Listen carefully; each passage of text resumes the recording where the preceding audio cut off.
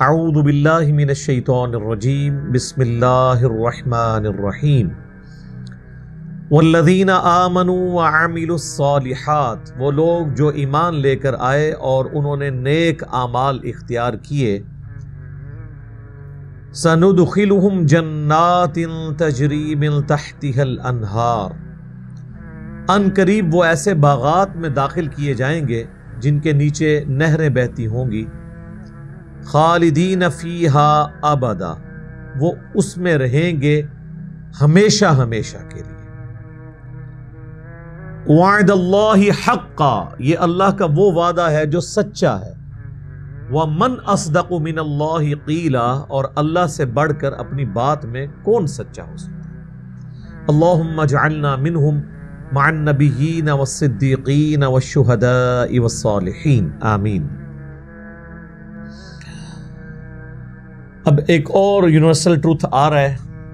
قرآن حکیم کی دعوت کا امتیاز ہے کہ اس میں بالکل دو ٹوک بات ہوئی ہے۔ اللہ تعالیٰ کا کوئی رشتہ دار نہیں ہے۔ اللہ تعالیٰ اپنے جو بنائے ہوئے ڈیوائن اصول ہیں ان کے اوپر بالکل کوئی ٹالرنس دینے کے لیے، کمپرومائز کرنے کے لیے تیار نہیں ہے۔ اللہ کے ساتھ کسی کی کوئی رشتہ داری نہیں ہے۔ لیس بامانیکم، کچھ نہیں بننا تمہاری امیدوں سے، تمہاری خواہشات سے، ولا امانی اہل الکتاب، اور نہ ہی اہل کتاب نے کچھ اپنی وشفل تھنکنگز جو بنائی ہوئی ہیں، جھوٹی خواہشات، ان سے کچھ نہیں بننا۔ من یعمل سوءا یجز بہ، جو کوئی بھی برا عمل کرے گا اس کی سزا پا لے گا۔ یعنی کسی کی خواہش سے کچھ نہیں ہونا، اور خواہش آپ کے سامنے ہے، کچھ بھی ہے تیرے محبوب کی امت سے ہے، حضور کی نسبت کی وجہ سے اللہ تعالیٰ ہمیں چھوڑ دے۔ یہ ہے وہ اصل میں چیز جو دھوکے میں ڈالتی ہے لوگوں کو۔ نسبت کام آئے گی بشرطے کہ اعمال بھی درست ہوئے، اور اگر اعمال درست نہ ہوئے تو صحیح مسلم میں واضح حدیث ہے، اللہ کے محبوب صلی اللہ علیہ وآلہ وسلم نے فرمایا، جس کو اس کے عمل نے پیچھے چھوڑ دیا، اس کا نسب، اس کی رشتہ داری، اس کا اعلیٰ خاندان کا ہونا اسے آگے نہیں لے کے جا سکتا۔ حتیٰ کہ اس کا کلائمیکس ہے بخاری اور مسلم دونوں میں، اللہ کے محبوب صلی اللہ علیہ وآلہ وسلم نے فرمایا، اے میری بیٹی فاطمہ، میرے مال سے جو تو نے لینا ہے لے لے، اگر اللہ کے حضور تو پکڑی گئی تو میں تیرے کچھ کام نہیں آؤں گا۔ اے اللہ کے نبی کی پھوپھی صفیہ، میرے مال سے جو کچھ لینا ہے لے لے، اگر اللہ نے پکڑ لیا تو میں تیرے کچھ کام نہیں آؤں گا۔ اے اللہ کے نبی کے چچا عباس بن عبد المطلب، میرے مال سے جو کچھ لینا ہے وہ لے لو، لیکن اللہ کے حضور تم پکڑے گئے تو میں تمہارے کچھ کام نہیں آؤں گا۔ اب مجھے بتائیں اس سے زیادہ کھول کے کیا بیان کیا جا سکتا تھا؟ لیکن ہم لوگ اپنی وشفل تھنکنگز میں کہ ٹھیک ہے جی ہماری نسبت ہے، ہمیں بچا لے گی۔ اور یہ تصویر کا ایک رخ ہے کہ ہمیں بتایا گیا کہ اللہ کے محبوب صلی اللہ علیہ وآلہ وسلم شفاعت کریں گے، یقیناً کریں گے، لیکن بالاذن ہوگی، جس کے لیے اللہ چاہے گا اس کے لیے شفاعت کریں گے۔ لیکن تصویر کا دوسرا رخ اس سے زیادہ خطرناک ہے، اور وہ ہے سورۃ الفرقان کی آیت نمبر 30، وقال الرسول یا رب ان قوم اتخذوا هذا القرآن مہجورا۔ اللہ کے نبی شکایت کریں گے قیامت کے دن، اے اللہ میری قوم نے قرآن کو پیٹھ کے پیچھے ڈال دیا تھا۔ تو جو قرآن کو چھوڑے گا اللہ کے نبی علیہ السلام اس کے خلاف شکایت کریں گے۔ صحیح مسلم میں ہی حدیث ہے، القرآن حجت لک او علیک، قرآن یا قیامت کے دن تیرے حق میں حجت ہوگا یا تیرے خلاف حجت۔ جو اس کے مطابق چلیں گے ان کے حق میں حجت، جو خلاف چلیں گے ان کے خلاف حجت۔ حتیٰ کہ بخاری اور مسلم دونوں میں حدیث ہے، جب میں آخری دفعہ جاؤں گا جہنم کی طرف اپنے امتیوں کو اللہ کے اذن سے نکالنے کے لیے، تو مجھے داروغہ جہنم سیدنا مالک علیہ السلام کہیں گے کہ اے اللہ کے نبی، اب آپ کا کوئی امتی بھی جہنم میں نہیں ہے سوائے اس کے کہ جسے قرآن نے روک لیا ہے، اور وہ جنت میں نہیں جائے گا جسے قرآن نے روک لیا۔ اور قرآن نے کس کو روک لیا؟ انہ من یشرک باللہ فقد حرم اللہ علیہ الجنہ ومأواہ النار وما للظالمین من انصار، بے شک جو کوئی اللہ کے ساتھ شرک کرے گا اللہ نے ایسے شخص پہ جنت حرام کر دی ہے، اس کا ٹھکانہ وہاں پر جہنم ہوگا اور وہاں پر اس کا کوئی مددگار نہیں ہوگا۔ حتیٰ کہ بخاری اور مسلم دونوں میں حدیث ہے، اللہ کے محبوب صلی اللہ علیہ وآلہ وسلم نے فرمایا اللہ تعالیٰ نے ہر نبی کو ایک مقبول دعا دی تھی جو اس نے اس دنیا میں ہی کر لی، اور میں نے اپنی دعا اپنی امت کے لیے سنبھال کے رکھ دی ہے۔ قیامت والے دن اس دعا سے میں اپنے امتیوں کے حق میں شفاعت کروں گا، اور میری شفاعت سے ہر شخص کو نفع پہنچے گا جو میرا امتی ہے، سوائے اس شخص کے کہ جس نے دنیا میں اللہ کے ساتھ شرک کیا۔ شرک is the most sensitive issue in the sight of اللہ۔ اللہ کی نگاہ میں سب سے زیادہ حساس معاملہ شرک کا ہے۔ تو جس نے برے اعمال کیے وہ کرتوت کا انجام دیکھ لے گا۔ بخاری اور مسلم دونوں میں حدیث ہے، اللہ کے محبوب صلی اللہ علیہ وآلہ وسلم فرماتے ہیں کہ اپنے مال کی زکوٰۃ ادا کرو، اپنی جو بھیڑیں ہیں ان کی زکوٰۃ، اپنے اونٹوں کی زکوٰۃ، اپنے گائے جو رکھی ہیں ان کی زکوٰۃ۔ یہ نہ ہو کہ قیامت والے دن کسی شخص کی گردن پہ اس کا اونٹ سوار ہو جن اونٹوں کی زکوٰۃ اس نے نہیں دی، اور وہ کہے اغثنی یا رسول اللہ، اے اللہ کے رسول میری مدد فرمائیے، میں تمہارے کچھ کام نہیں آؤں گا، میں نے جو کچھ اللہ نے مجھے بتایا میں نے تمہیں دنیا میں بتا دیا، اگر تم نے زکوٰۃ نہیں دی تو یہ اونٹ تمہاری گردن پہ سوار ہوگا۔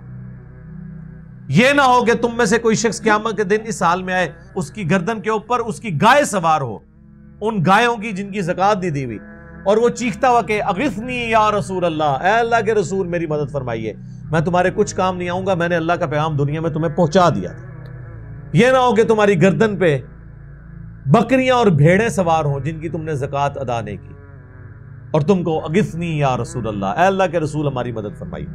یہ ہم بچپن میں جناب یہ بیج لگایا کرتے تھے، وہ انجمن طلباء اسلام ہوتی تھی نا، بریلوی مکتبہ فکر کی ایک سمجھ لیں اسٹوڈنٹ ونگ، جس طرح جماعت اسلامی کی ہے نا جمعیت طلباء، اسی طریقے سے مسلم لیگ کی MSF ہے، پیپلز پارٹی کی PSF ہے، اور تحریک انصاف کی ISF ہے۔ اس طرح بریلویوں کی ایک جماعت ہوتی تھی ATI، آج بھی جو اسلامی یونیورسٹی بھاولپور ہے اس میں ان کا زور ہے، باقی آلموسٹ، تو انہوں نے وہ بیج بنائے ہوتے تھے اغثنی یا رسول اللہ۔ اس وقت تو ہمیں یہ پتہ ہی نہیں تھا کہ یہ نعرہ جہاں سے لیا گیا ہے یہ تو کسی اور معنی میں آیا ہوا ہے، اس کے آگے لکھا ہونا چاہیے کہ اغثنی یا رسول اللہ ہم کہیں گے لیکن رسول اللہ ہمارے کچھ کام نہیں آئیں گے، کیونکہ انہوں نے دنیا میں ہمیں بتا دیا تھا کہ کیسے چلنا ہے۔ اور وہ بیج اس لیے لگواتے تھے کہ جو مرضی کریں اللہ کے نبی ہمارے کام آ جائیں گے۔ وہی بات جو ہم کہتے ہیں جو کچھ بھی ہیں تیرے محبوب کی امت سے ہیں، چور ہیں، ٹھگ ہیں، فراڈیے ہیں، حرام خور ہیں، بے نمازی ہیں، ہم نے تو صحیح نہیں بننا ہے، اللہ اسی طریقے سے ہمیں قبول کر لے، جو کچھ بھی ہیں تیرے محبوب کی امت سے۔ اور میں کہتا ہوں کہ اگر دنیا میں مورل لاز ایکٹیو ہوتے نا، اسی وقت آ کے سر کے اوپر جوتی پڑتی کہ اپنی زبانوں کو لگام دو، اللہ کے نبی کے ساتھ اپنی نسبت جوڑ کر، اور پھر یہ دھونس لگا رہے ہو میں اس بات کی، تمہیں تو شرم آنی چاہیے کہ تم اپنے ناپاک زبانوں سے اپنے ناپاک کردار کے ساتھ اس نبی کا نام لے رہے ہو کہ جس نے دنیا میں سب کچھ تمہیں بتا دیا تھا۔ تو یہ آگے جوتیاں پڑنی تھی۔ تو یہ اللہ کا یونیورسل جو ٹروتھ، ایک یونیورسل قانون ہے، یہ سورۃ البقرہ میں بھی آیا تھا، کچھ نہیں بننا نہ تمہاری خواہشات سے نہ اہل کتاب کی خواہشات سے۔ من یعمل سوءا یجز بہ، جو کوئی برے اعمال کرے گا وہ اس کی جزا پا لے گا۔ جزا کا مطلب سزا، بدلہ، عربی میں جزا کہتے ہیں بدلے کو۔ ولا یجد لہ من دون اللہ ولیا ولا نصیرا، اور نہ قیامت والے دن اللہ کے سوا کوئی اپنا دوست پائے گا اور نہ ہی مددگار۔ اب اللہ تعالیٰ واضح کہہ رہا ہے، لہذا پیغمبروں نے بھی جو شفاعت کرنی ہے وہ اللہ کے اذن سے کرنی ہے، اگر اللہ اذن نہیں دے گا تو نہیں شفاعت ہوگی۔ وَمَن يَعْمَلْ مِنَ الصَّالِحَاتِ، اور جو کوئی کرے گا نیک اعمال، من ذکر او انثیٰ، چاہے وہ دنیا میں مرد تھا یا عورت، وَهُوَ مُؤْمِنٌ، لیکن تھا ایمان والا۔ صرف نیک اعمال سے کچھ نہیں بننا۔ لوگ کہتے ہیں مدر ٹریسا نے اتنی خدمت کی، بھئی اللہ تعالیٰ کو اس کی اس خدمت سے کوئی غرض نہیں اگر اس نے اللہ کو نہیں پہچانا۔ اللہ کے لیے تو سب سے سینسٹیو چیز توحید تھی۔ ہاں توحید سلامت ہے، عقید آخرت درست ہے، ختم نبوت کا عقیدہ درست ہے، پھر اعمال ظاہر ہے کہ فائدہ مند ہوں گے۔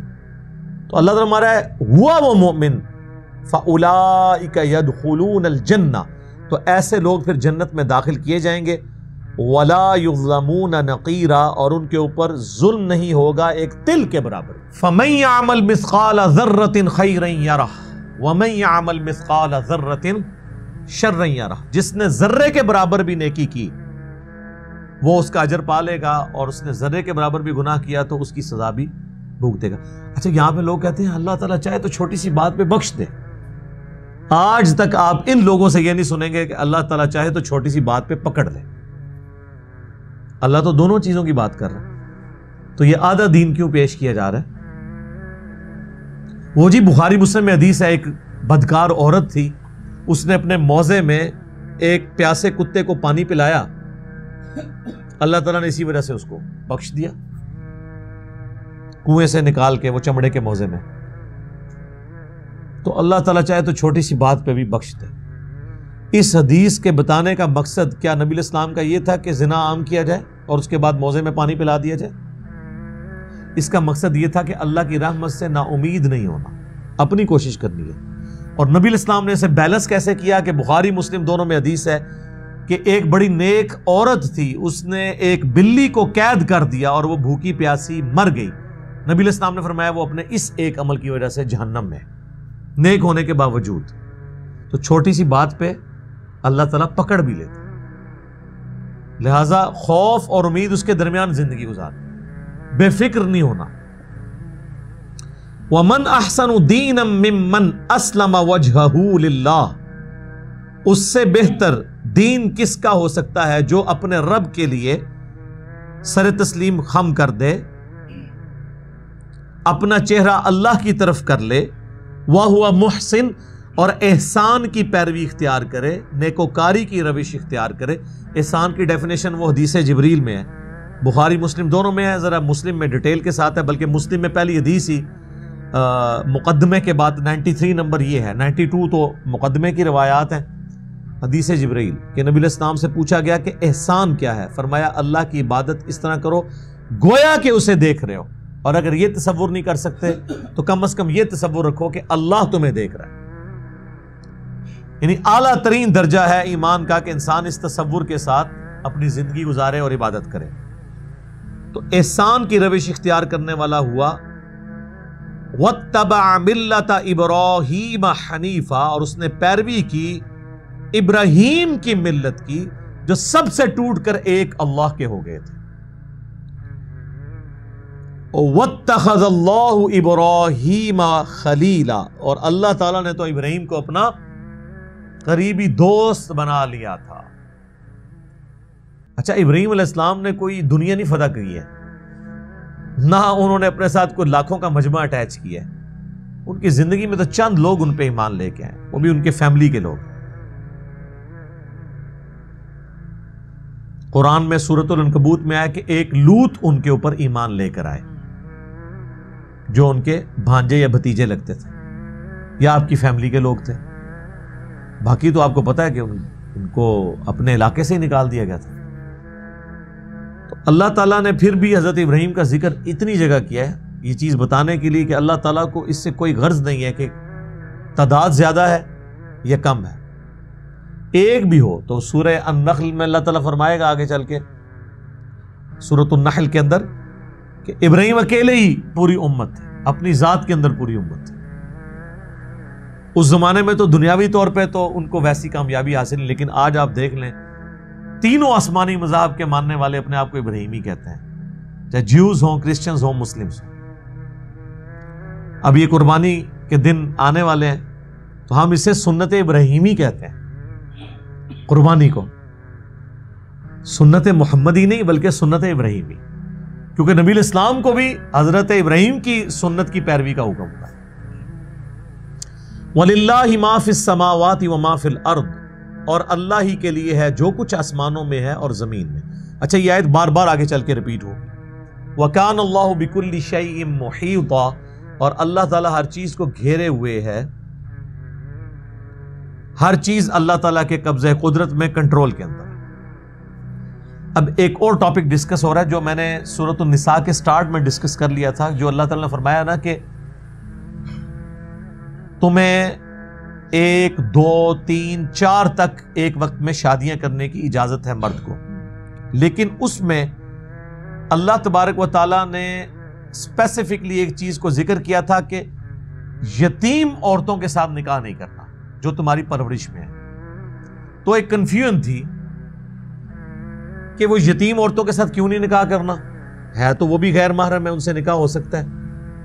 تو اس کی وجہ یہاں پہ بتائی جا رہی ہے کہ کن یتیم عورتوں کا ذکر ہو رہا ہے. یہ نہیں ہے کہ یتیم عورت کے ساتھ یا بچی کے ساتھ نکاح کرنا منع ہے, بلکہ ریزن اس کی کچھ اور ہے, اور وہ ریزن یہ ہے کہ وہ لوگ یتیم عورتوں کی پرورش کرتے تھے اور اس کے بعد بغیر حق مہر کے ان سے شادی کر لیتے تھے کہ بھی ہم نے ان کی پرورش کی ہے, اور کل کو جب ان پہ ظلم کرتے تھے تو ان کا تو کوئی ولی نہیں ہوتا تھا پیچھے جو ان کی پشت پناہی کرتا. تو اللہ نے کہا کہ ہم اس کو کنڈیم کر رہے ہیں, تم ان کے ولی خود بن کے ان کی شادی کہیں اور کرو, کل کو ان پہ ظلم ہو تو پیچھے ان کے لیے ایک گھر موجود ہو جہاں پہ واپس آ سکے. البتہ اگر تم ان کے ساتھ حسن سلوک رکھ سکتے ہو اور ان کا حق مہر ان کی مرضی کے مطابق ان کو دے سکتے ہو, پھر مجھے کوئی اعتراض نہیں کہ تم ان پرورش کی ہوئی بچیوں کے ساتھ نکاح کر سکتے ہو. تو یہ وہ آیا وَيَسْتَفْتُونَكَ فِي النِّسَاءِ, اور اے نبی تم سے فتویٰ پوچھتے ہیں عورتوں کے بارے میں. قُلِ اللَّهُ يُفْتِيكُمْ, تو اے نبی فرما دو کہ اللہ تمہیں فتویٰ دیتا ہے فیہن, ان کے بارے میں. وَمَا يُتْلَى عَلَيْكُمْ فِي الْكِتَابِ فِي يَتَامَى النِّسَاءِ اللَّاتِي لَا تُؤْتُونَهُنَّ مَا كُتِبَ لَهُنَّ, جو کتاب میں پہلے نازل ہوا تھا یتیم عورتوں کے بارے میں کہ ان سے تم نکاح نہیں کر سکتے, اس سے مراد وہ عورتیں تھیں کہ جنہیں تم حق مہر ان کا نہیں دیتے. وَتَرْغَبُونَ أَن تَنْكِحُوهُنَّ, اور تم یہ خواہش رکھتے ہو کہ ان سے نکاح کرو.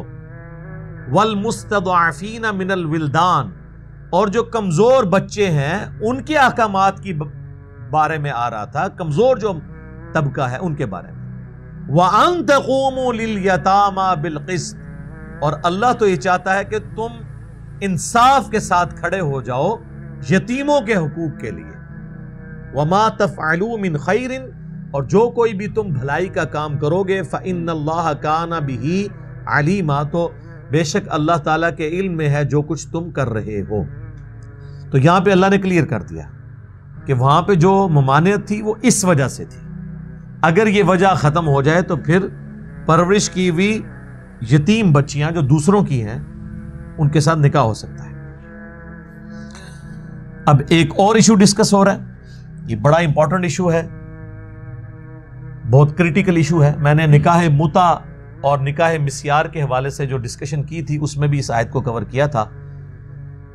وَإِنِ امْرَأَةٌ خَافَتْ مِن بَعْلِهَا نُشُوزًا, اگر کسی عورت کو یہ ڈر لگ جائے کہ اس کا خامن جو ہے اس کے ساتھ زیادتی کرے گا, او اعراضا, یا اس سے اعراض کرے گا, کوئی عورت بہت بوڑھی ہو گئی ہے جس کو مرد کی خواہش نہیں رہی ہے, تو اگر عورت کو یہ خطرہ ہے کہ ہو سکتا ہے مجھے طلاق ہی نہ دے دے, تو پھر ایسی عورت اپنے مرد کے ساتھ کنسنسس کے ساتھ کوئی ڈیسیژن کر سکتی ہے. اور اس کی پریکٹیکل مثال اللہ کے محبوب صلی اللہ علیہ وآلہ وسلم کی زندگی میں موجود ہے. سنن ابی داؤد میں حدیث ہے, حضرت سیدہ سودا رضی اللہ تعالی عنہا, وہ بہت بوڑھی ہو چکی تھی, تو ان کو یہ خطرہ لگا رہتا تھا نبی علیہ السلام مجھے طلاق نہ دے دے, حالانکہ آپ کے تو اخلاق سے چیز بعید تھی. تو انہوں نے اپنی باری جو ہے نا وہ ہبہ کر دی تھی سیدہ عائشہ کو. حضور نے ہر بیوی کے لیے ایک ایک دن رکھا تھا نا, تو اپنا دن انہوں نے ان کو ہبہ کر دیا, اور حضرت عائشہ پوری زندگی ان کی احسان مند رہتی تھی. صحیح مسلم میں الفاظ ہیں, کاش میں سودا کے جسم کا کوئی ٹکڑا ہوتی. کیا کوئی بیوی ایسی بھی ہو سکتی ہے جو اپنی مرضی سے اپنے خاوند کو کسی اپنی سوکن کے لیے یوں ہبہ کرتا؟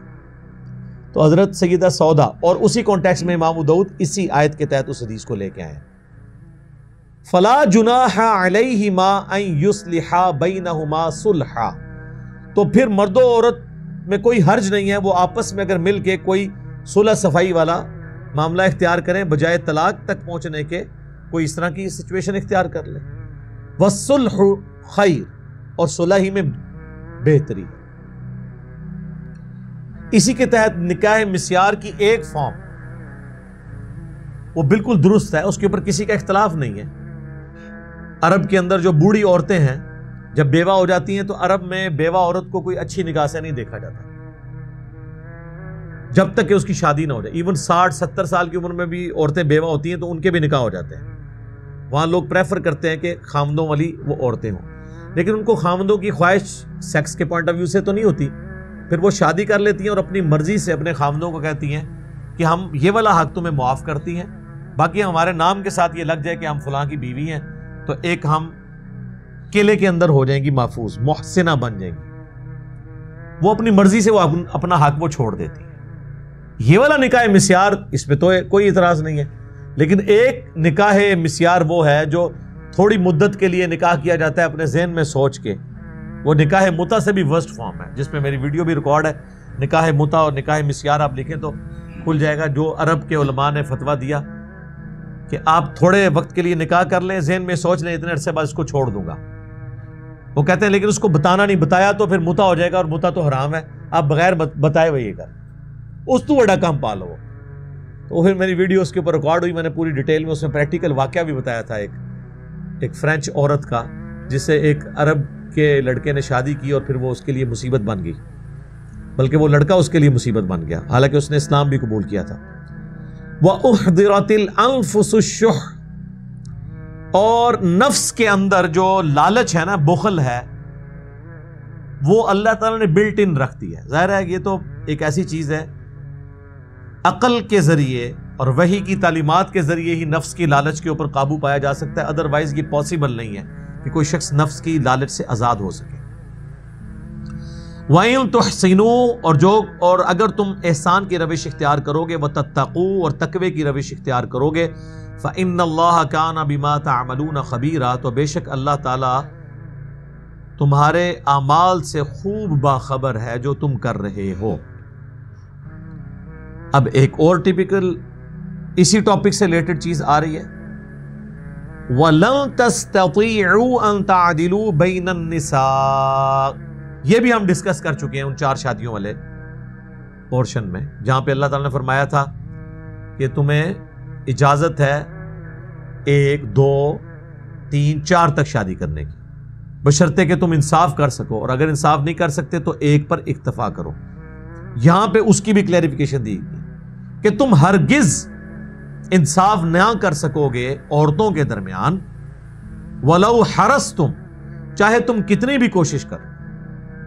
ظاہر دلی رجحان کا تو کوئی نہیں علاج کر سکتا, انصاف صرف ہو سکتا ہے نانو نفقے کے اوپر, کہ ایک عورت کو ایک سٹیٹس کا مکان لے کے دیا, دوسرے کو بھی اسی کا لے کے دیں, اس کا جتنا جیب خرچ لگایا اس کا بھی اتنا لگائیں.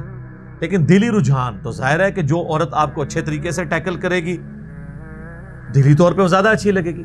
تو اللہ نے کہا کہ وہ والا انصاف تو تم کر بھی نہیں سکتے.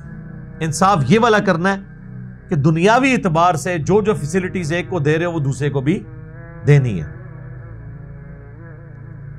جتنی بھی کوشش کر لو تم برابری اس طرح کی نہیں کر سکتے, تو کیا کرو, فَلَا تَمِيلُوا كُلَّ الْمَيْلِ, بس ایک چیز کا خیال رکھو کہ ایک ہی بیوی کی طرف نہ جھک جاؤ, فَتَذَرُوهَا كَالْمُعَلَّقَةِ, یہاں تک کہ دوسری جو ہے وہ لٹک جائے, نہ وہ اب شوہر والی ہے نہ بغیر شوہر والی ہے, اس کو پوچھتے ہی نہیں ہو, کئی مہینے اس تک اس کے پاس ہی نہیں جاتے ہو, تو یہ والا کام اس کے ساتھ نہ کرو.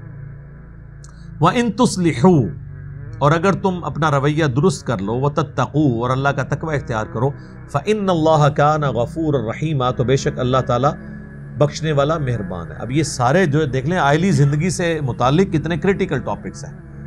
اب یہ ساری آیات میں آلریڈی سورہ نساء کے سٹارٹ میں ڈسکس کر چکا ہوں, وہاں ان کی ضرورت تھی کہ کراس ریفرنس میں ہم ڈسکس کرتے ہیں, تو وہ بڑی تفصیل کے ساتھ میں نے ڈسکس کی ہیں. وہ لادہ سے پھر کلپ بھی اپلوڈ ہوئے ہیں, 4 شادیوں والا کلپ اپلوڈ ہوا ہے اسی قرآن کلاس میں سے, نکاح متع نکاح مسیار والا اپلوڈ ہوا ہے اسی سے. اسی طریقے سے جو محرم رشتوں اور غیر محرم رشتوں کے اعتبار سے وہ اس ٹائٹل کے ساتھ ہے, داماد کا ساس کو چھونا, وہ کافی ایک بہت بڑا ایشو ڈسکس کیا جاتا ہے یہاں پہ.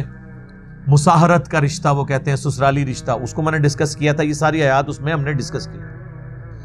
اب یہ جو اگلی آیت ہے نا سورۃ النساء کی آیت نمبر 130 یہ بھی ایک کرٹیکل آیت ہے, اور یہ اسلام کی خوبصورتی ہے کہ اسلام نے جہاں پر میاں بیوی کے بانڈ کو اتنی اہمیت دی ہے کہ آخری درجے تک اوائڈ کیا ہے کہ میاں بیوی کے درمیان طلاق نہ ہو، لیکن ایک راستہ کھول دیے کہ بعض اوقات ناگزیر ہو جاتا ہے طلاق والا معاملہ، تو اس کے بارے میں اللہ تعالیٰ نے فرمایا وَإِن يَتَفَرَّقَا، اگر میاں بیوی دونوں جدا ہو جائیں کنسنسس کے ساتھ، وہ یہ طے کر لے کہ اب ہم ایک دوسرے کے ساتھ گزارا نہیں کر سکتے، یغنی اللہ کلم من سعتہ، تو اللہ تعالیٰ سب کو جو ہے وہ وسیع بخشش سے ان کے لیے کوئی راستہ نکال دے گا، وَكَانَ اللَّهُ وَاسِعًا حَكِيمًا، اور اللہ تعالیٰ وسعت والا ہے اور حکمت والا ہے۔ یعنی اگر میاں بیوی کسی معاملے میں الگ ہو جاتے ہیں تو اللہ تعالیٰ دونوں کے لیے کوئی راہ نکال دے گا، یعنی اس بیوی کو کوئی نیا اچھا شوہر دے دے گا اور اس شوہر کو کوئی نئی اچھی بیوی مل جائے گی۔ یعنی اگر یہ نظر آ رہا ہے کہ رشتہ نبھنے والا نہیں ہے تو زبردستی وہ رشتہ آپ نے نبھانا نہیں ہے، اور ہمارے معاشرے میں یہی ہوتا ہے، اکثر آپ سنتے ہیں جناب 20 سال بعد طلاق ہو گئی، 30 سال بعد طلاق ہو گئی، کیوں؟ وہ رشتہ داروں کے پریشر کی وجہ سے رشتہ چل رہا ہوتا ہے، یا اولاد کی وجہ سے کمپرومائز کرنے کی وجہ سے چل رہا ہوتا ہے۔ تو شروع ہی میں علیحدگی اختیار کر لینی چاہیے اگر آپ کو یہ نظر آ رہا ہے کہ یہ معاملات آگے نہیں چل رہے۔ لیکن وہ بات اپنی جگہ موجود ہے، سنن ابی داؤد میں حدیث ہے کہ اللہ تعالیٰ کو حلال چیزوں میں سب سے ناپسندیدہ طلاق ہے حلال۔ حلال اس لیے کہ بعض اوقات واقعی ضرورت پڑ سکتی ہے۔ اب کسی کی عورت جو ہے وہ کھلی بے حیائی پہ اتری ہوئی ہے اور بار بار سمجھانے کے باوجود باز نہیں آ رہی، تو ظاہر ہے پھر آخری حل تو یہی ہے نا، یہ نہ ہو کہ وہ اس کی اولاد کو بھی برباد کر دے، تو آخری ڈیسیجن تو ہے۔ لیکن اس میں قرآن میں کہا گیا کہ اگر کوئی عورت بے حیائی پہ اترے، سورۃ النساء میں ہی گزرا ہے، تو سب سے پہلے اسے اپنے بستر سے الگ کرو، پھر بھی نہ وہ مانے پھر اسے مارو، لیکن مارنے میں وحشیوں کی طرح نہیں مارنا، جیسے ایک بچوں کو تنبیہ کے لیے مارا جاتا ہے، وہ بھی بخاری مسلم میں حدیث ہے، نبی علیہ السلام نے چہرے پہ مارنے سے منع فرمایا۔ آخری درجے تک طلاق کو اوائڈ کیا گیا، لیکن بعض اوقات جینون ضرورت پڑ جاتی ہے، زبردستی کے رشتے نبھانا یہ تو بڑی سخت زیادتی والی بات ہے، اس لیے اس کو حلال قرار دے دیا گیا۔ اور قرآن کی یہ آیت اس کو سپورٹیو ہے کہ اگر میاں بیوی مرضی سے علیحدہ ہونا چاہتے ہیں تو علیحدہ ہو سکتے ہیں، یہ کوئی گالی نہیں ہے۔ وہ جو حدیث میں ہے کہ آخری درجے تک اوائڈ کرنا ہے اور حلال چیزوں میں ناپسندیدہ ہے، ناپسندیدہ اس صورت میں ہے جب آپ کسی کے ساتھ ناحق کر رہے ہیں، اور دوسرا اللہ کو یہ پسند نہیں ہے کہ خاندانی نظام ٹوٹے۔ لیکن اگر خاندانی نظام اس علیحدگی سے بچتا ہو پھر علیحدگی میں عافیت ہے۔ اگر جسم پہ ایسا پھوڑا نکل آئے کہ جو پورے جسم کو تعفن کا شکار کر کے انسان کی موت کا سبب بن سکتا ہے، اور وہ ٹانگ کٹوانی پڑ جائے تو ٹانگ کٹوانے میں کوئی حرج نہیں، جان تو بچ جائے گی نا، باقی وہ ٹھیک ہے۔ صحیح مسلم میں حدیث ہے کہ شیطان کا تخت پانیوں پہ لگا ہوا ہے، شام کے وقت سارے چیلے اس کے اکٹھے ہو کر پورے دن کی کارگزاری اسے سناتے ہیں، کوئی کہتا ہے میں نے آج فلاں شخص سے چوری کروائی، کوئی کہتا ہے میں نے فلاں شخص سے بدکاری کروائی، تو وہ شیطان امپریس نہیں ہوتا، پھر ایک چیلا آگے کہتا ہے کہ آج میں نے میاں بیوی کے درمیان علیحدگی کروا دی، تو شیطان اسے گلے لگا کے ملتا ہے کہ اصل کام تو نے کیا ہے، کیونکہ باقی سارے گناہوں کی ماں یہ ہے کہ خاندانی نظام ٹوٹ جائے۔ خاندانی نظام میاں بیوی کے درمیان جو بانڈ ہے وہ اولاد اور سیکس ہے، دونوں میں سے ایک چیز بھی خراب ہو جائے میاں بیوی کا رشتہ نہیں چل سکتا، اور اولاد کی پرورش تو ہے ہی ماں باپ کی وجہ سے۔ آپ دیکھ لیں کہ جن کے ماں باپ کی طلاق بچپن میں ہو جاتی ہے، ایسے بچوں کے مینٹل ماڈلز بدل جاتے ہیں پوری زندگی کے لیے، پھر سوتیلی مائیں یا سوتیلے باپ ان کے ساتھ کیا سلوک کرتے ہیں۔ ایسی عورتوں کی اگر بچیاں ہو، کہیں اور شادی ہو، ان کو اپنے نئے خاوند سے اپنے بچیوں کے بارے میں خطرہ لگا رہتا ہے۔ اسی طریقے سے سوتیلی مائیں بھی بڑا برا سلوک کرتی ہے، تو یہ ایک بڑا خطرناک معاملہ ہے۔ اس لیے یعنی شیطان کو بھی پتا ہے کہ میں نے خاندانی نظام برباد کیا تو میں دنیا کی ہر برائی اس کے ذریعے انجیکٹ کر سکتا ہوں معاشرے میں، اس لیے پھر اس چیز کو ناپسندیدہ قرار دیا گیا۔ حتیٰ کہ جامعہ ترمذی میں حدیث ہے کہ جو عورت بغیر کسی وجہ کے اپنے خامند سے طلاق لے گی قیامت والے دن وہ جنت کی خوشبو بھی نہیں پائے گی۔ البتہ وہ طلاق لے سکتی ہے، خلا لے سکتی ہے، یہ اس کا حق ہے، دنیا میں اسٹیبلش ہو جائے گا۔ لیکن اگر اس نے بغیر وجہ کے لیا تو جان بوجھ کے ظاہر ہے کہ اس نے ایک لٹکتا ہوا چھوڑ دیا نا پورا خاندان۔ اور یہ اللہ کا شکر ہے ہمارے معاشرے میں کافی حد تک کنٹرول ہے۔ ابھی یہ کچھ میڈیا کی وجہ سے طلاقیں بڑھنا شروع ہوئی ہیں، ادروائز سب کانٹیننٹ کا معاشرہ اللہ کے فضل سے یعنی عورتیں آخری درجے تک کمپرومائز کر کے خامدوں کے ساتھ چلتی ہیں، آخری درجے تک اخلاص کے ساتھ۔ یہ جو آپ کو کچھ 2-4 واقعات وہ بتا رہے ہوتے ہیں نا ٹی وی پہ یا سوشل میڈیا پہ، 22 کروڑ کی آبادی میں اگر 2-4 واقعات رپورٹ ہو جائے تو کوئی اتنی بڑی بات نہیں ہے کہ جی معاشرے میں یہی ہو رہا ہے۔ اس طرح نہیں ہو رہا ہوتا، چند ایک واقعات ہوتے ہیں، اوورآل معاملات درست ہوتے ہیں۔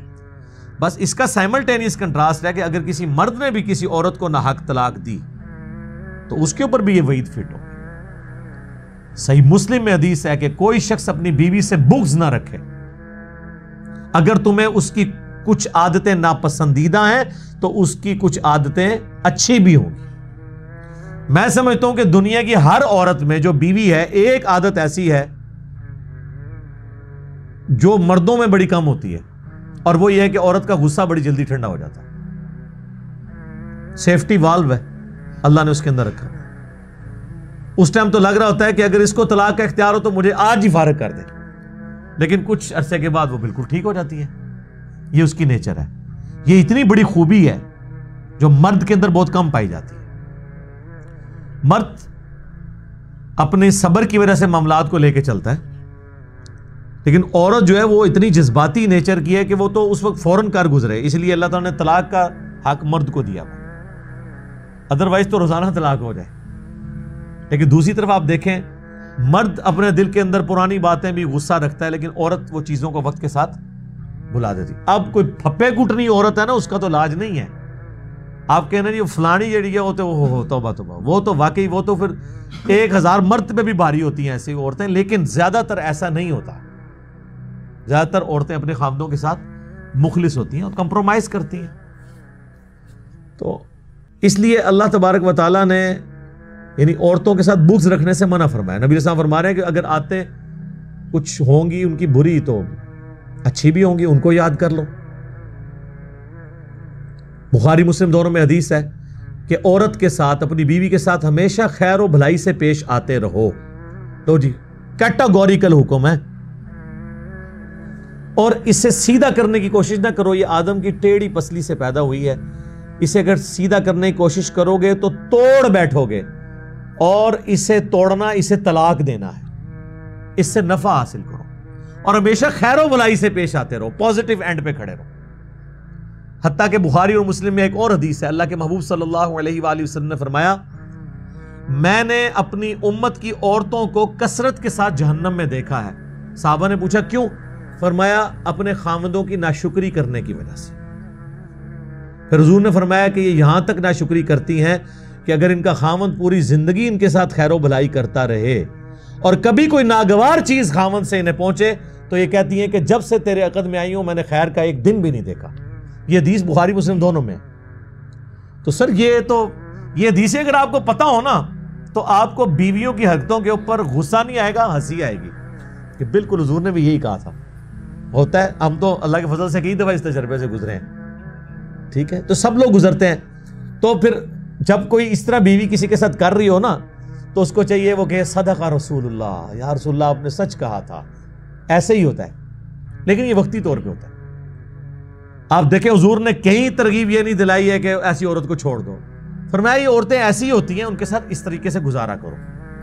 اور عورتوں کو کہا کہ تمہیں میں نے جہنم میں کثرت میں دیکھا ہے۔ ایک اور حدیث ہے بخاری اور مسلم کی، اس میں الفاظ ہیں کہ تم اپنی زبان سے اپنے شوہروں کو تکلیف دیتی ہو، اے عورتوں زیادہ سے زیادہ صدقہ کرو تاکہ تم جہنم سے بچ سکو، میں نے کثرت کے ساتھ تمہیں جہنم میں دیکھا ہے اپنے خامدوں کے ساتھ ناشکری کرنے کی وجہ سے۔ اسی لیے تو حضور نے فرمایا تھا، سنن ابی داؤد میں حدیث ہے کہ اگر میں سجدہ جائز سمجھتا تو عورتوں سے کہتا کہ اپنے خامدوں کو سجدہ کرو، اس حق کے سبب جو اللہ نے ان کو دیا۔ لیکن اس کا یہ مطلب نہیں ہے کہ اب خاوند جو ہے وہ زبردستی اس کے ساتھ کرنا شروع کرے گا، اس پہ ظلم کرنا شروع کر دے گا، نہیں۔ جامعہ ترمذی میں حدیث ہے، اللہ کے محبوب صلی اللہ علیہ وآلہ وسلم نے فرمایا تم میں سب سے بہتر وہ ہے جو اپنے گھر والوں کے لیے بہتر ہے۔ ہم نے تو یہ دیکھا ہے کہ جتنے دنیا میں لوگ با اخلاق ہیں نا، مشہور ہیں کہ جی کیا اخلاق ہے، گھر میں اتنے بڑے وہ کتا نیچر کے لوگ بنے ہوتے ہیں، یعنی کتے سے بھی زیادہ ان کی زبان سخت ہوتی ہے۔ میرے لیے باہر جتنی سن کے آتے ہیں نا، وہاں لوگوں کے سامنے رکھ رکھا انہوں نے رکھا ہوتا ہے، لوگ ہماری تعریف کرتے رہے اور سارا باہر والوں کا غصہ آ کے بیوی بچوں پہ نکالتے ہیں۔ یہ کوئی کمال نہیں ہے، کمال یہ ہے کہ آپ اپنے گھر والوں کے لیے ٹالرنس شو کریں، یہ مشکل کام ہے۔ اور انسان اپنے گھر میں ہی پتہ چلتا ہے، جب اپنے بیوی بچوں کے ساتھ کیا سلوک ہے تو اس کا کریکٹر وہاں پہ پتہ چلتا ہے کہ وہ کتنا خوش اخلاق ہے، کتنا دین پہ چلنے والا ہے۔ باہر تو سارا بناوٹی ہوتا ہے نا، لبادے اڑے ہوئے ہوتے ہیں، وہ تو آپ جو مرضی کروا لیں۔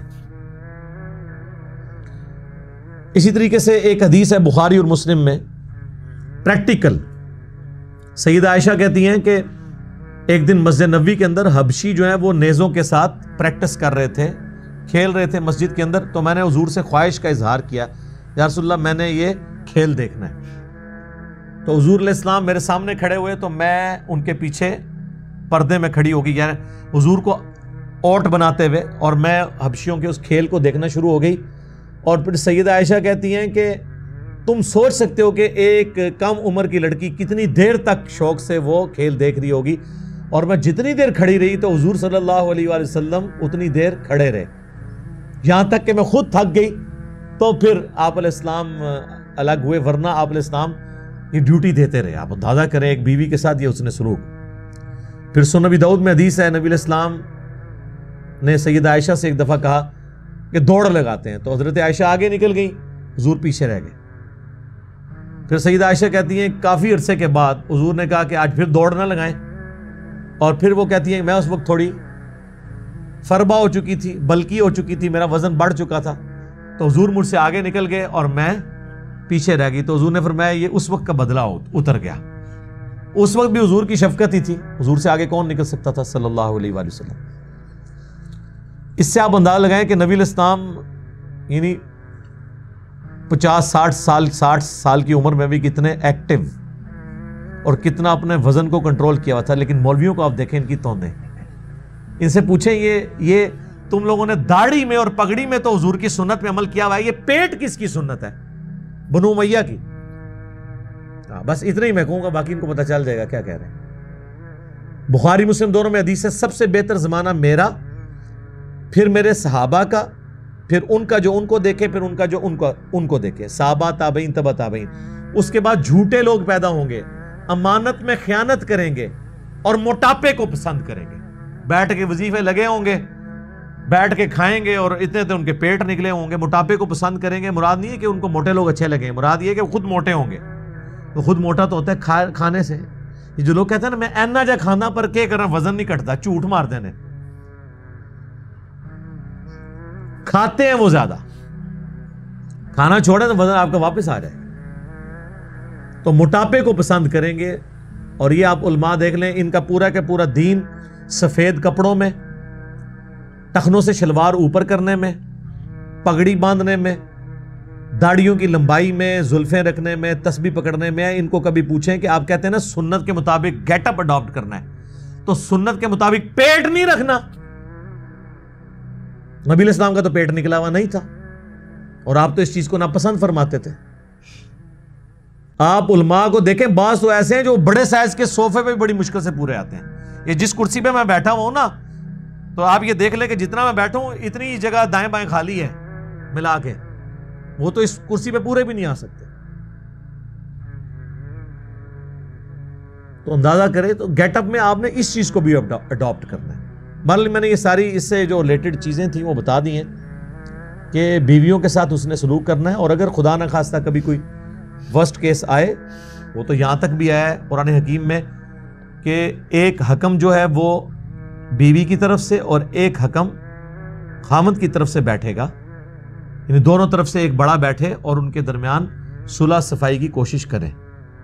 اسلام آخری درجے تک کہتا ہے کہ میاں بیوی کا آپس میں ریلیشن شپ ٹوٹے نہ، لیکن اگر ٹوٹے گا تو یہ کوئی اتنی بڑی گالی نہیں ہے کہ زندگی کسی کی برباد ہو گئی. اگلے زمانوں میں گالی اس کو مانا بھی نہیں جاتا تھا. سیدہ اسماء بنت عمیس یہ کن کی بیوی تھی؟ سیدنا جعفر طیار کی، جو غزوہ موتا میں شہید ہوئے تھے، صحیح بخاری میں آتا ہے. یہ ان کی بیوی تھی. وہ غزوہ موتا میں شہید ہوئے تو حضرت ابوبکر صدیق نے شادی کر لی ان سے. حضرت جعفر حضرت علی کے بھائی تھے، یہ حضرت علی کی بھابھی لگتی تھی. تو جعفر شہید ہوئے تو حضرت ابوبکر نے شادی کر لی. بخاری مسلم میں آتا ہے کہ جس سال حضور نے حج کیا اس سال ان سے محمد بن ابی بکر پیدا ہوئے. محمد بن ابی بکر حضرت ابوبکر صدیق کے بیٹے، اور ان کی والدہ کون؟ اسماء بنت عمیس، وہ پیدا ہوئے. پھر جب حضرت ابوبکر صدیق فوت ہو گئے تو حضرت علی نے ان سے شادی کر لی، اسماء بنت عمیس سے. اور پھر محمد بن ابی بکر کی پرورش حضرت علی نے کی. اسی لیے جنگ جمل میں حضرت علی کی طرف تھے حضرت محمد بن ابی بکر، بیٹے حضرت بکر کے تھے، لیکن پرورش چونکہ ان کی والدہ نے ان کے ساتھ نکاح کر لیا تھا. تو آپ دیکھیں اس زمانے میں اس چیز کو کوئی عیب نہیں سمجھا جاتا تھا. حضور علیہ السلام کی بھی ایک بیوی ہے جو کنواری ہے، سیدہ عائشہ. باقی ساری آپ کی بیویاں، 10 بیویاں ان کے علاوہ ٹوٹل 11 اور ایک وقت میں 9، وہ سب کی سب یا طلاق یافتہ ہیں یا بیوہ. کنواری کوئی بھی نہیں. پہلی شادی انسان کی سب سے چارمنگ شادی ہوتی ہے نا، وہ بھی ایک بیوہ عورت ہے، اور ان کی زندگی میں حضور نے دوسری شادی بھی نہیں کی. 24 سال تک کوئی دوسری شادی نہیں کی. یہ آپ کی جتنی شادیاں ہیں نا، یہ آخری 8-10 سال کی ہیں. اس سے پہلے آپ کی ایک ہی شادی ہے. تو اللہ تبارک و تعالیٰ نے خاندانی نظام کو مضبوط کرنے کے لیے اس چیز کے اوپر زور دیا ہے کہ طلاق نہ ہو. لیکن اگر ہو جاتی ہے تو پھر خوش اسلوبی کے ساتھ معاملات کو لے کے چلیں، اللہ تعالیٰ کوئی بہتر راہ نکال دے گا. اسی کو سپورٹیو حدیث ہے صحیح مسلم میں، ام سلمہ سلام اللہ علیہا کہتی ہیں کہ جب ابو سلمہ میرے خامند فوت ہوئے تو میں بڑی دکھی تھی، لیکن حضور نے ایک دعا سکھائی تھی، وہ میں نے پڑھ لی، انا للہ و انا الیہ راجعون. یہ تو سورۃ البقرہ میں بھی حصہ آتا ہے. ہم بھی اللہ کی طرف سے ہیں، ہمیں بھی اللہ کی طرف لوٹ کے جانا ہے. لہٰذا جو تکلیف آئی وہ بھی الٹیمیٹلی جب ہم نے بھی اللہ کے پاس پہنچ جانا ہے تو کوئی تکلیف آئے گی تو وہ بھی اینڈ ہو جائے گی، انسان نے خود بھی اینڈ ہو جانا ہے. اللہم اجرنی فی مصیبتی واخلف لی خیرا منہا. اے اللہ اس مصیبت میں مجھے بہتر اجر عطا فرما، اور واخلف لی خیرا منہا، اور میرے لیے اس سے بہتر کوئی اس کا نعم البدل مقرر فرما دے. تو کہتی ہے میں نے حضور سے سنا تھا جو یہ دعا پڑھ لے گا نا تو جب اسے کوئی تکلیف آئے گی نا تو اس تکلیف میں سے اللہ تعالیٰ اس کے لیے کوئی بہتر خیر نکال دے گا. میں دل میں پھر سوچتی تھی کہ ابو سلمہ سے بہتر خامند مجھے کیسے مل سکتا ہے. دعا تو میں نے پڑھ لی ہے. پھر کہتی ہے جب عدت میری پوری ہوئی تو حضور صلی اللہ علیہ وآلہ وسلم نے پیغام نکاح بھیج دیا. تو میں نے کہا واقعی اللہ تعالیٰ نے مجھے بہتر نعم البدل عطا فرما دیا. ام سلمہ پھر ام المومنین بنی، اور حضور کی بیویوں میں سب سے آخر میں یہ فوت ہوئی ہیں. واقعہ کربلا کے بھی 2 سال کے بعد یہ فوت ہوئی ہیں، 63 ہجری کے اندر. یعنی نبی علیہ السلام کے بعد یہ آلموسٹ 52 سال تک زندہ رہی ہیں ام سلمہ سلام اللہ علیہا.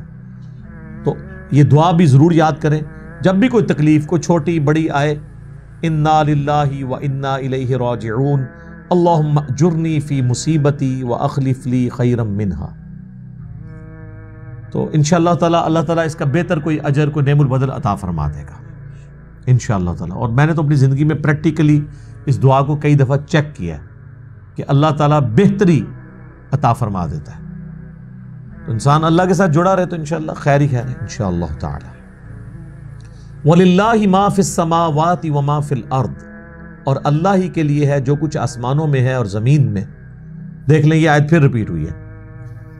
وَلَقَدْ وَصَّيْنَا الَّذِينَ أُوتُوا الْكِتَابَ مِن قَبْلِكُمْ، اور بے شک ہم نے وصیت کی تھی، حکم دیا تھا ان لوگوں کو جن کو تم سے پہلے کتاب دی گئی، یعنی جیوز اور کرسچنز، وَإِيَّاكُمْ، اور تمہیں بھی حکم دیا، أَنِ اتَّقُوا اللَّهَ، کہ اللہ سے ڈرتے رہو، اللہ کا تقوی اختیار کرو، وَإِن تَكْفُرُوا، اور اگر تم کفر کرو گے، اللہ کا ناشکری کرو گے، تو اللہ کو کوئی پرواہ نہیں، فَإِنَّ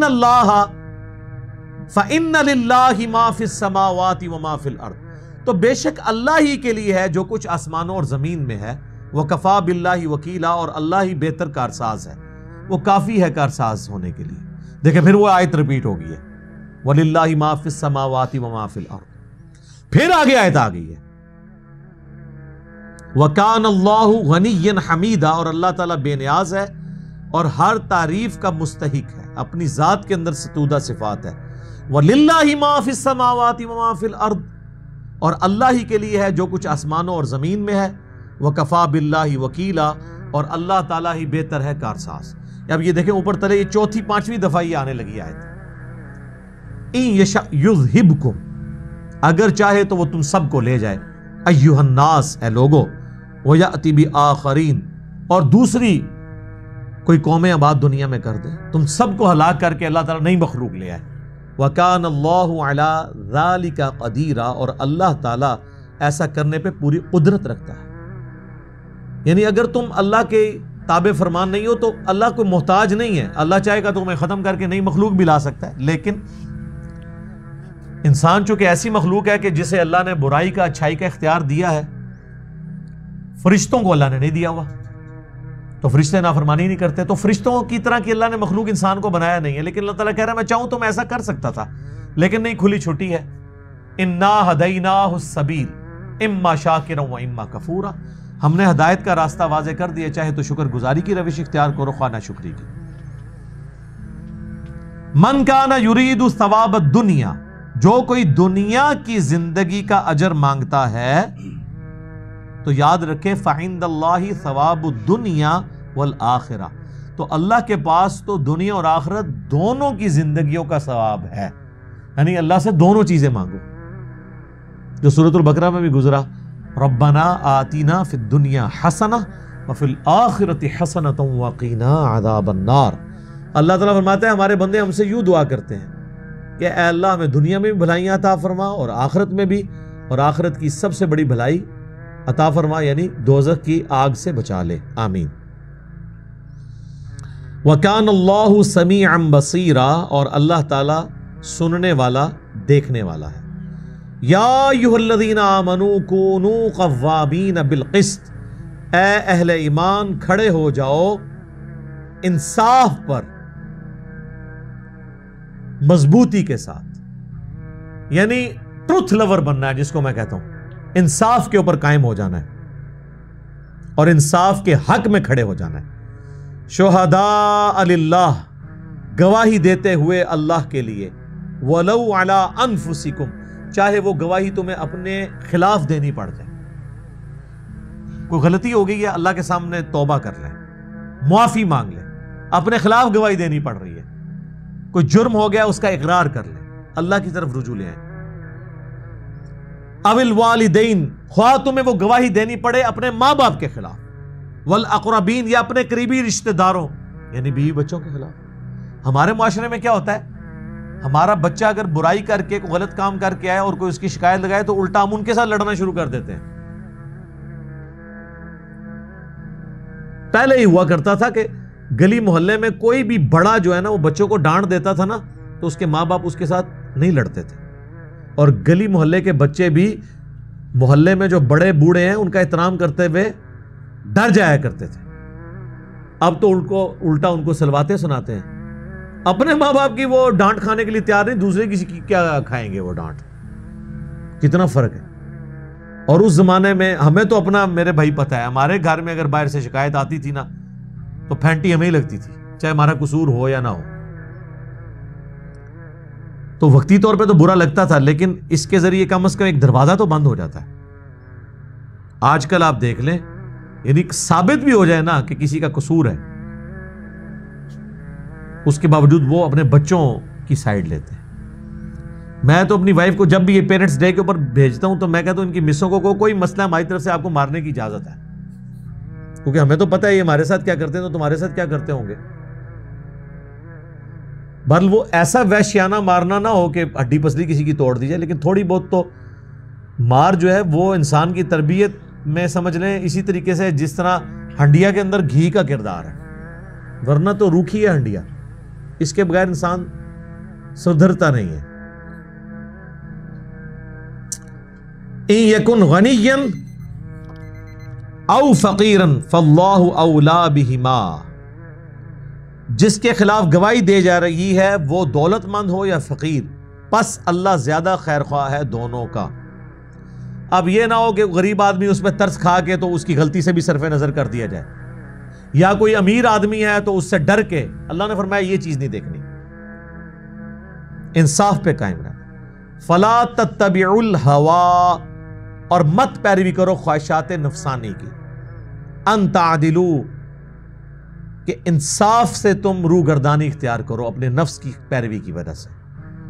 وَإِن تَلْوُوا أَوْ تُعْرِضُوا، اگر تم ہیر پھیر کرو گے یا حق سے منہ موڑ لو گے، فَإِنَّ اللَّهَ كَانَ بِمَا تَعْمَلُونَ خَبِيرًا، تو بے شک اللہ تعالی دیکھ رہا ہے، خوب باخبر ہے ان اعمال سے جو تم کر رہے ہو.